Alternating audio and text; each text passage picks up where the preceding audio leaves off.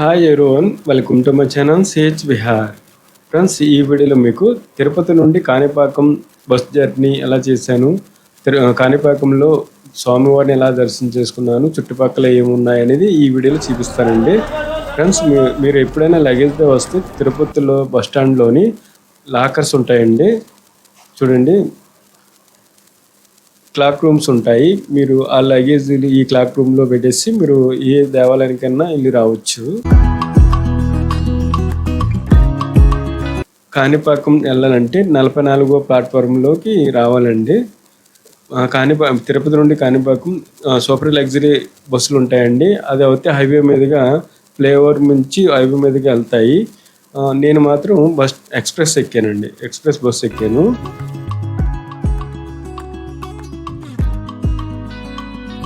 ఇది ఎక్స్ప్రెస్ అండి. ఇది ఎక్స్ప్రెస్ అయితే మీకు పల్లి వెలుగు ఎక్స్ప్రెస్లో అయితే మీకు చంద్రగిరి, వెండ్రగుంట, కొత్తకోట, పోతలపట్ట ఊరు మీదుగా కాణిపాకం చేరుకుంటాము. తిరుపతి నుండి బస్సు 12:23 బయలుదేరిందండి. మనం తిరుపతి నుంచి బయలుదేరేటప్పటికి 12:23 బయలుదేరాము. ఇది తిరుపతి బస్ స్టాండ్ అండి. లొకేషన్ ఎదురుగా. ఫ్రెండ్స్, మీరు తిరుపతి వచ్చినప్పుడు బస్ స్టాండ్ దగ్గరలోనే చూడండి, కనబడే బిల్డింగే తిరుమల తిరుపతి దేవస్థానం వారి బిల్డింగ్ అండి. రూమ్స్, లాకర్స్ ఉంటాయి. మాధవం విశ్రాంతి గదులు అంటారండి. బస్ స్టాండ్ దగ్గరలోనే ఉంటుంది. ఈ బిల్డింగ్ ఆపోజిట్లోనే ఉంటుంది, దగ్గరలోనే ఉంటుందండి. ఇదేనండి తిరుమల తిరుపతి దేవస్థానం వారి రూమ్స్. ఇక్కడే ఇస్తారు. తిరుపతి నుండి కాణిపాకం టికెట్ కాస్ట్ వచ్చి 110 రూపాయలు ఛార్జ్ చేశారండి. టికెట్ తిరుపతి నుంచి కాణిపాకం 73 కిలోమీటర్లు ఉంటుంది. మనం తిరుపతి బస్ స్టాండ్ నుంచి బయలుదేరాక శ్రీ కపిలేశ్వర ఆలయం మీదకి వెళ్తామండి. కనబడే పర్వతం చూసారా, కొండ. మనం తిరుమల నుంచి కిందకు వచ్చే కొండ అండి అది. ఆ కొండ నుంచి మనం కిందకు వస్తాము. వైట్ లైన్ కనబడుతుంది చూసారా, అదే రోడ్ అండి. కొండపై నుంచి కిందకి వచ్చే దారి ఇదండి. శ్రీ కపిలేశ్వర ఆలయం అండి. ఇది నందీశ్వరుడు ఉన్నారు కదా, ఎదురుగా కపిలేశ్వర ఆలయం అండి. ఆలయం మీదుగా మనం కాణిపాకం చేరుకుంటాము.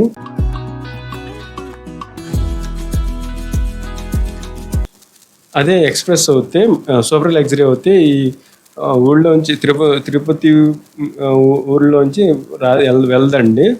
హైవే మీదుగా ఫ్లైఓవర్ మీదుగా హైవే ఎక్కేస్తుంది. హైవే ఎక్కేస్తే డైరెక్ట్ కాణిపాకం చేరుకుంటుందండి. ఇప్పుడు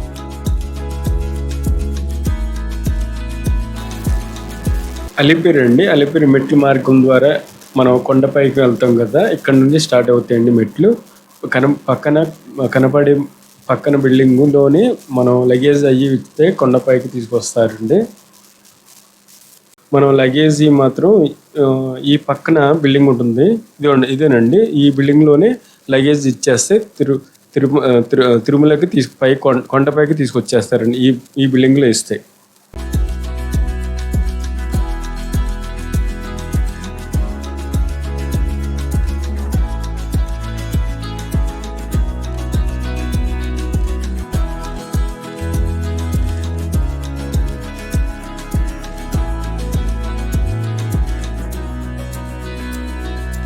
పల్లి వెలుగు ఎక్స్ప్రెస్ బస్సులో అయితే చంద్రగిరి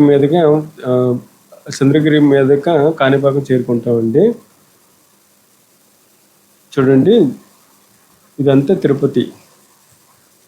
తిరుపతిలోని శ్రీ వెంకటేశ్వర యూనివర్సిటీ కాలేజ్ అండి. ఇది university college, Shri Venkateswara university college అండి. ఇది తిరుపతిలోని.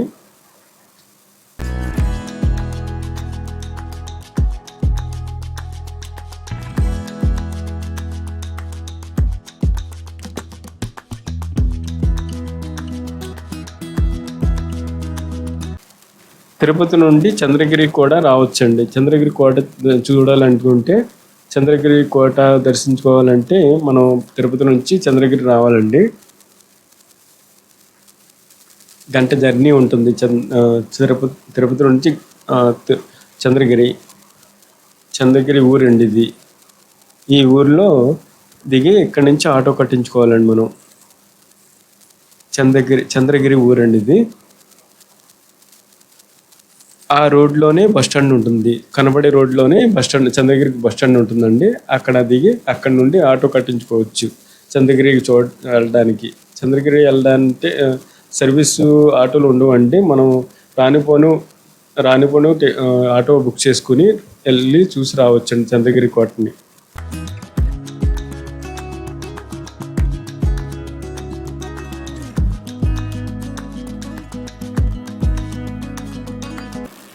ఈ రోడ్ అంటే స్ట్రైట్‌గా వెళ్ళి కొంచెం ఎదరకి వెళ్ళాక రైట్ సైడ్ రోడ్ వస్తుందండి.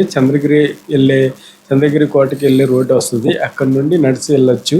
మీరు ఈ బస్సు ఎక్కినప్పుడు చంద్రగిరి కోటకి వెళ్ళే రోడ్డు తినంగా ఆపమంటే ఆపుతారు బస్సు. అక్కడి నుండి నడిచి వెళ్ళొచ్చండి. అంటే కిలోమీటర్‌న్నర ఉంటుంది. నడవగలను అంటే నడిచి వెళ్ళొచ్చు. లేదంటే ఆటో కట్టించుకుని వెళ్ళొచ్చండి. ఆటో వాళ్ళని రానిపోని కిరాయి మాట్లాడుకోవాలి. ఒక 300 నుంచి 400 వరకు ఉంటుంది.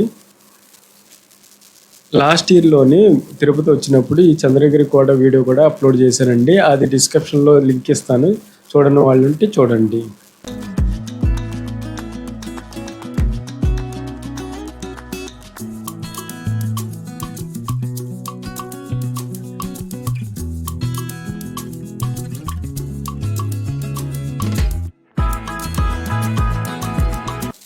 చంద్రగిరి వచ్చేటప్పటికి 1:15 అయిందండి. కరెక్ట్‌గా గంట పట్టింది. తిరుపతి నుండి చంద్రగిరి రావడానికి గంట పట్టిందండి.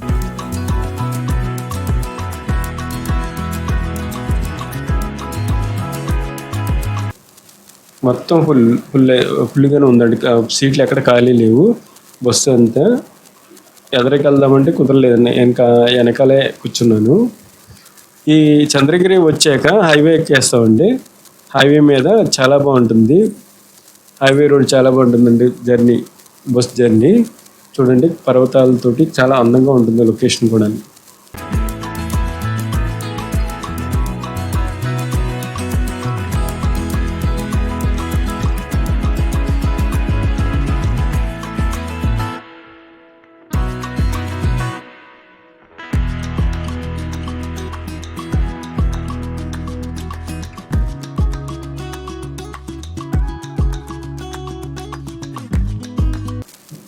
చూడండి హైవే ఎక్కాక 70-80 స్పీడ్లో వెళ్తున్నారు. స్పీడ్ టెస్ట్ చూశాను బస్సు ఎంత స్పీడ్ వెళ్తుంది అనేది. హైవే ఎక్కాక జర్నీ బాగుంటుందండి. చాలా స్పీడ్లో వెళ్తాడు, ఎక్కడ ఆగదు హైవే మీద. మనం తిరుపతి నుంచి కాణిపాకం వెళ్ళాలంటే ముందుగా పోతల పట్టు ఊరు వచ్చాక అక్కడ నుండి రైట్ తిరగాలండి.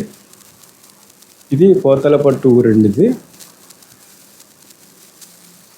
పోతల పట్టు ఊరు పేరు పోతల పట్టు అండి. ఇది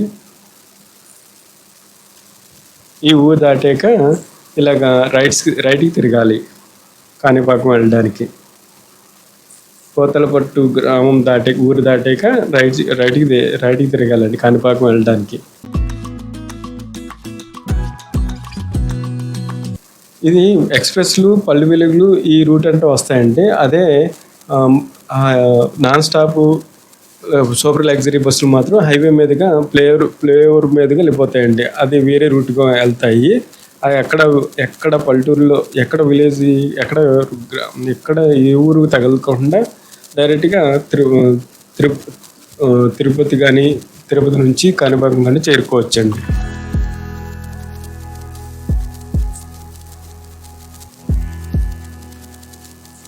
కాణిపాకం ఎంటర్ అయ్యామండి. కాణిపాకం దేవాలయము శ్రీ వరసిద్ధి వినాయక ఆలయానికి ఎంటర్ అయ్యామండి. ఆర్చ్ దాటాము. చూడండి చాలా డెవలప్ చేశారండి. దేవాలయం మాత్రం చాలా పెద్దగా డెవలప్ చేశారు. బస్ స్టాండ్ కానీ మొత్తం అంతా చాలా నీట్గా చేశారండి. చూడండి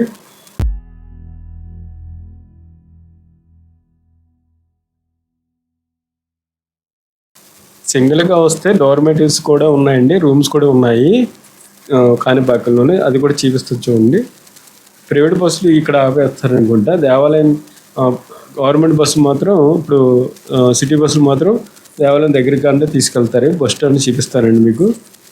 చూడండి, డోర్మెటర్స్ కూడా ఉన్నాయండి. సింగిల్కి వెళ్తే రూమ్స్ ఇవ్వరు కదా, ఈ డోర్మెటర్స్లోని వెళ్ళి మనం స్టే చేయొచ్చు. ఎప్పుడన్నా నైట్ అవుతే కానీ రూమ్స్ కూడా ఇస్తారండి ఇక్కడ.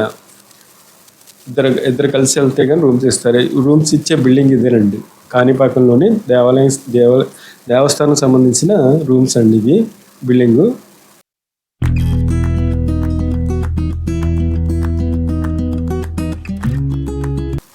ఎంట్రన్స్ అండి, ఇది రూమ్స్ ఇచ్చే ఎంట్రన్స్. వినాయక సదన్ యాత్రికుల వసతి గదులు ఇదేనండి. ఈ బిల్డింగ్లోనే రూమ్స్ ఇస్తారు. పక్కనే బస్ స్టాండ్ అండి. ఇది దాటిన వెంటనే మనకు కాణిపాకం బస్ స్టాండ్ ఉంటుంది. చేర్చే దేవాలయం కనబడుతుందండి. ఇక్కడ నుంచి దేవాలయం కనబడుతుంది చూడండి.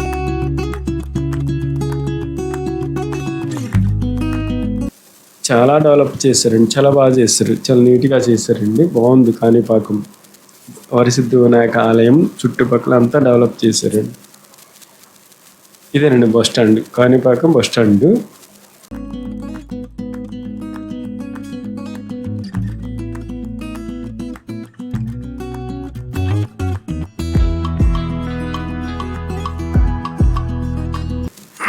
కాణిపాకం వచ్చేటప్పటికి మనం 2 గంటలు టైం పట్టిందండి. అక్కడ 12:23 బయలుదేరాము.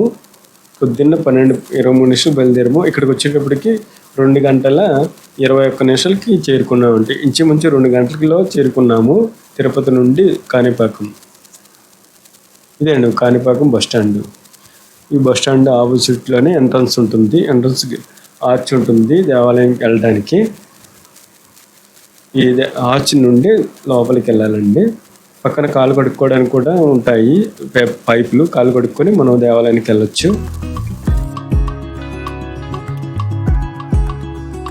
పక్కన వాటర్ ఫిల్టర్ కూడా పెట్టారండి. మినరల్ వాటర్లో ప్లాంట్ కూడా పెట్టారు.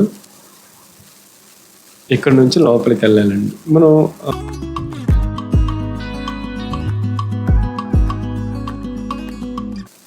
ఇలా లోపలికి వెళ్తే షాప్స్ ఉంటాయండి అన్నీ.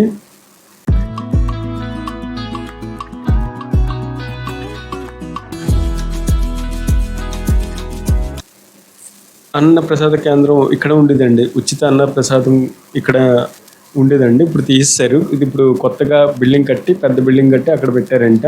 అది కూడా చూపిస్తాను మీకు. కాణిపాకం వరసిద్ధి వినాయక ఆలయం అండి. స్వయంభూగా వెలిసారండి స్వామివారు. దర్శనానికి టికెట్ బుక్ చేసుకోవాలంటే ఈ వాట్సాప్ ద్వారా బుక్ చేసుకోవచ్చండి. మనం దర్శనానికి మనం ఏమన్నా అమౌంట్ ఏమన్నా పే చేయాలన్నా వాట్సాప్ ద్వారా చేయొచ్చండి. టికెట్లు కూడా బుక్ చేసుకోవచ్చు. ఈ పక్కనే మొబైల్స్ ఇక్కడే పెట్టాలండి. మొబైల్స్ లోపలికి దేవాలయం లోపలికి తీసుకెళ్ళినవారు.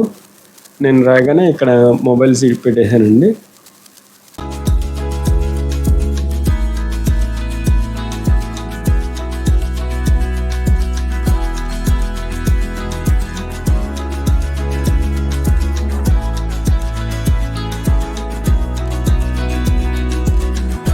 మొబైల్ లాకర్స్ ఇక్కడేనండి. ఇక్కడ ఇచ్చేసి మనం దేవాలయానికి దర్శించుకోవడానికి వెళ్ళాలి.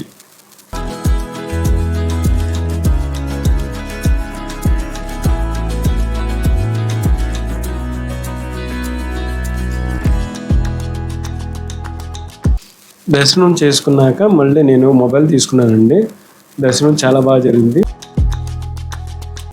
ఇప్పుడు మీకు మొత్తం దేవాలయం చుట్టుపక్కల ఏమున్నాయనేది చూపిస్తానండి. అన్నప్రసాద కేంద్రం కూడా చూపిస్తాను. చూడండి, ఇది స్ట్రైట్ కనపడేది కొబ్బరికాయ కొట్టే ప్రదేశం అండి. కొబ్బరికాయ కొట్టి వెళ్ళొచ్చు. రైట్ సైడ్కి కూడా వెళ్తే బస్ స్టాండ్కి వెళ్ళిపోవచ్చు అండి. రైట్ సైడ్ రోడ్ అంట వెళ్ళినా. చూడండి, ఇప్పుడు మొత్తం చుట్టుపక్కల ఏమున్నాయనేది చూపిస్తాను మీకు. స్వామివారి దర్శించుకోవడానికి 100 రూపాయల టికెట్ ఒకటి ఉంది, 150 రూపీస్ టికెట్ ఉన్నాయండి. ఈ స్వామివారి నిజరూప దర్శనం గంటకి గంటన్నర గ్యాప్ తోటి మనం దర్శనం చేసుకోవచ్చండి. నిజరూప దర్శనం అలంకరణ లేకుండా కూడా దర్శనం చేసుకోవచ్చు స్వామివారిని. ఇది దేవాలయం అండి. ఈ పక్కన ఈ దేవాలయం చూడండి. ఈ రూట్ అంటే ఈ పక్క రూట్ అంటే వెళ్తే అన్నప్రసాద కేంద్రం వస్తుందండి. లెఫ్ట్ సైడ్లోని చూడండి, లెఫ్ట్ సైడ్లో వెళ్తున్నారు చూసారా, ఫ్రీ దర్శనం అండి. ఇది ఫ్రీ దర్శనం, ఉచిత దర్శనానికి ఇలా వెళ్ళాలండి. ఈ షెడ్లో కూర్చోబెట్టి కొంతసేపు పంపుతారండి. జనం ఎక్కువ ఉంటే కూర్చోబెడతారు, జనం లేకపోతే డైరెక్ట్గా పంపేస్తారండి. ఇలా స్ట్రైట్కి వెళ్తే శ్రీ స్వామివారి నిత్య అన్నప్రసాద కేంద్రం వస్తుందండి. కొత్తగా కట్టారు ఇది బిల్డింగు. ఇలా ఎదరికి వెళ్తే నేను 2:30కి దర్శనం చేసేటప్పటికి 3:30 అయిపోయిందండి. స్వామివారి దర్శనం చేసుకుని బయటకు వచ్చేటప్పటికి 3:30 అయింది. అప్పటికి కూడా భోజనాలు పెడుతున్నారు. కొత్తగా కట్టారండి ఇది. కాణిపాకంలోని వరసిద్ధి వినాయక ఆలయం దేవస్థానం సంబంధించిన అన్నప్రసాద కేంద్రం అండి ఇది. చాలా నీట్గా ఉంది బిల్డింగ్ కూడా, కొత్తగా కట్టారు కదా.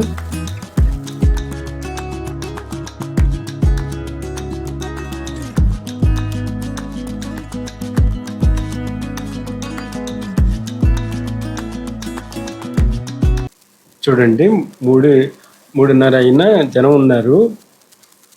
జనం వస్తూనే ఉన్నారు భోజనానికి. చూడండి, చాలా జనం వస్తున్నారు.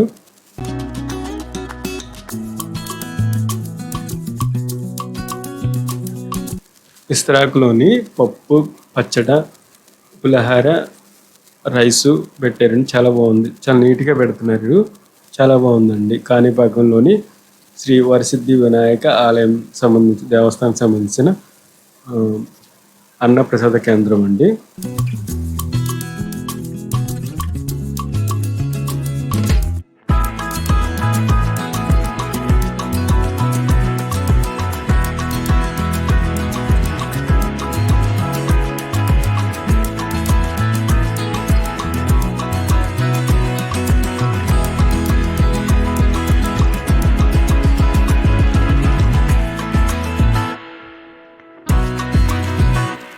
ఇక్కడ చిన్న విషయం జరిగిందండి. అంటే భోజనం లైన్గా పెట్టలేదండి. ఓ బ్యాచ్ కూర్చోబెట్టి భోజనం చేసాక ఆ బ్యాచ్ అయ్యేదాకా ఈ బ్యాచ్కి రెండో బ్యాచ్కి పెట్టలేదు. కొంతమంది సిరాకు వచ్చి లేచి వెళ్ళిపోయారు.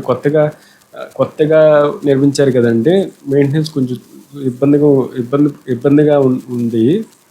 చూడండి, స్వామివారికి ఆన్లైన్లో కూడా పే చేయొచ్చు, అన్నప్రసాద కేంద్రానికి పే చేయొచ్చు, డొనేషన్ కూడా ఇవ్వచ్చండి. ఆన్లైన్లో బాక్స్ పెట్టారు, అక్కడ కంప్యూటర్ పెట్టారు. కంప్యూటర్లో మనం అమౌంట్ పే చేయొచ్చండి.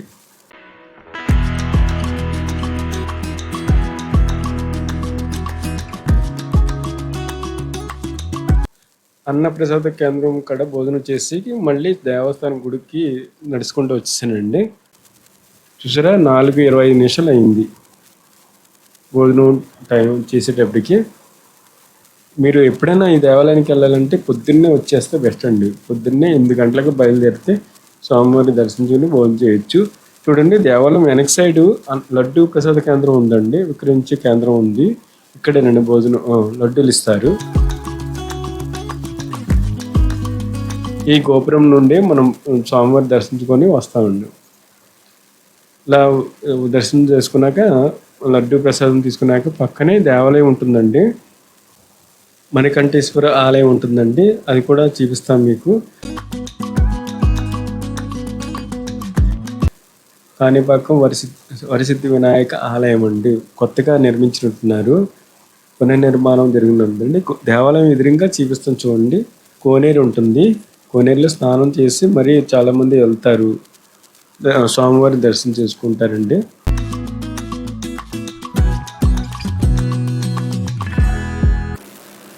కాణిపాకంలో శ్రీ వరసిద్ధి వినాయక ఆలయం అండి. ఈ స్వామివారు స్వయంభుగా వెలిసారండి. ఇక్కడ ఈ ఆలయంలో విగ్రహం పెరుగుతూ ఉందంటండి. ప్రతి 5 సంవత్సరాలకు ఒకసారి ఆభరణాలు మారుస్తూ ఉంటారు. అంటే ఒక సంవత్సరం చేసిన ఆభరణాలు మళ్ళీ 5 సంవత్సరాలకి విగ్రహం పెరగటంతో ఆభరణాలు సరిపోవంటండి, మళ్ళీ చేస్తారంట.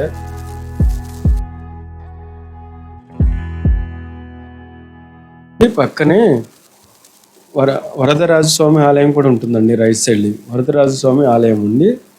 ఈ ఆలయము పక్కనే, దేవాలయం పక్కనే, మన వరసిద్ధి వినాయక ఆలయం పక్కనే ఉంటుంది. ఆ ఆలయాన్ని కూడా దర్శనం చేసుకుని మళ్ళీ కొంచెం ఎదరకు వస్తే మణికంఠేశ్వర స్వామి ఆలయం ఉంటుందండి. ఇదేనండి శ్రీ మణికంఠేశ్వర స్వామి ఆలయము. ఈ ఆలయంలోని విగ్రహాలు, పెద్ద పెద్ద విగ్రహాలు కూడా ఉంటాయండి. చూడండి, నందీశ్వరుడు విగ్రహము, పక్కనేమో చూడండి సిద్ధిబుద్ధి వినాయక ఆలయ విగ్రహాలు, పెద్ద విగ్రహాలు ఉంటాయండి. ఈ ఆలయం విగ్రహాలను కూడా మనం చూడొచ్చు. లోపల దేవాలయంలోని శ్రీ మణికంఠేశ్వర స్వామి ఆలయం ఉంటుందండి. ఆలయాన్ని కూడా దర్శనం చేసుకోవచ్చు మనం. కాణిపాకం వస్తే తప్పనిసరిగా ఈ ఆలయాన్ని కూడా దర్శనం చేసుకోండి.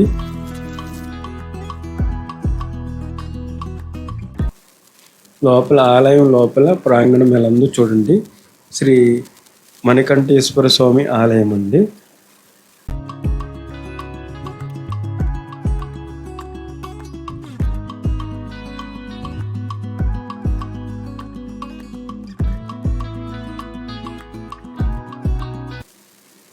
పక్కన సుబ్రహ్మణ్య స్వామి ఆలయం అండి. చిన్న గుడి ఉంది చూసారా, సుబ్రహ్మణ్య స్వామి ఆలయము.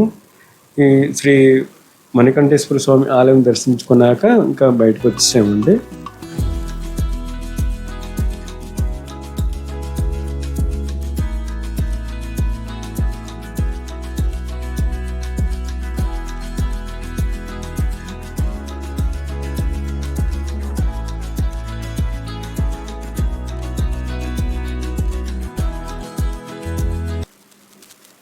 ఒకసారి ప్రాంగణం ఎలా ఉందో చూడండి. శ్రీ మణికంఠేశ్వర స్వామి ఆలయం ఎదురుగా విగ్రహాలు, పెద్ద పెద్ద విగ్రహాలు అన్నాను కదా, ఆ విగ్రహాలు కూడా చూపిస్తాను చూడండి. సిద్ధి వినాయక విగ్రహం, పార్వతీ పరమేశ్వర విగ్రహము చూడండి. చాలా పెద్ద విగ్రహాలు అండి ఇవి. చాలా బాగుంటాయి చూడడానికి. మనం ఫోటోలు కూడా చాలా మంది దిగుతున్నారు. ఇక్కడ ఫోటో షూట్ కూడా జరుగుతుందండి. ఇక్కడ చూడండి, దేవాలయం ఆపోజిట్లోనే విగ్రహాన్ని ప్రతిష్ఠించారండి. శ్రీ మణికంఠేశ్వర ఆలయం ఎదురుగానండి.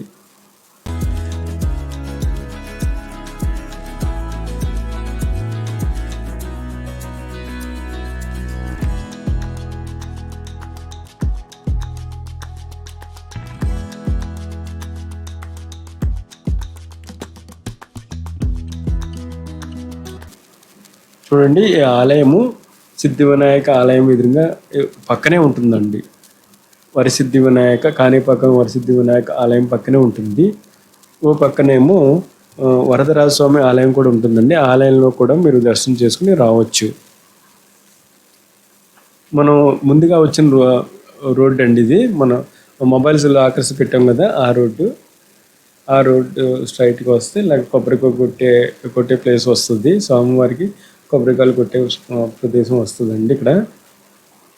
ఇక్కడ నుండి ఈ రోడ్డు అంటే స్ట్రైట్కి వెళ్ళినా మనకి బస్ స్టాండ్ వచ్చేస్తుంది.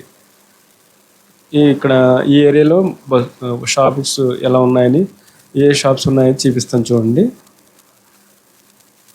చిన్న చిన్న బ్యాగ్స్ చాలా బాగున్నాయండి. బ్యాగ్స్ కూడా మొబైల్స్ పెట్టుకోవడానికి, చిన్న చిన్న కెమెరాస్ పెట్టుకోవడానికి బ్యాగ్స్ కూడా అమ్ముతున్నారు ఇక్కడ.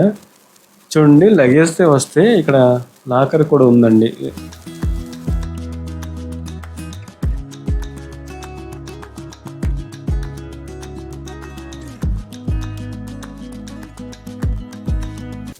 ఇదిగోండి, చెప్పులు కూడా ఇక్కడ పెట్టినా వెళ్ళాలి.